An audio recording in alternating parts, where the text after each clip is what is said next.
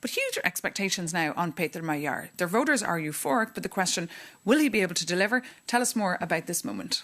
Well, good morning. As you said, Peter Magyar made sure that everyone in Hungary during the weekend talks about his inauguration. They made a huge show, a huge festival out of these events.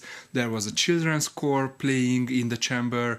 Some deputies were crying. The minister was dancing. Peter Magyar made even the DJ. And then overnight there was a huge festival, a huge fiesta celebrating the end of the Orbán's government and the start of the new government. Now for the substance, Peter Magyar said that this is not a simple change of government, but a change of system, and he's opening a new era in the Hungarian history. He criticized Orbán for his corruption, and he warned for investigations against him. He also called for resignation of the Hungarian president, Tamás Súlyog, whom he called a puppet of Orbán, and he called for a new style of governance in Hungary. Let's take a listen of what he said.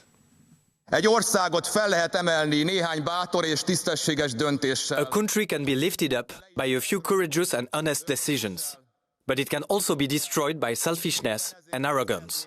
That is precisely what I would like to state clearly here, in the House of Hungary on Democracy and Constitutionalism, that I will not rule over Hungary.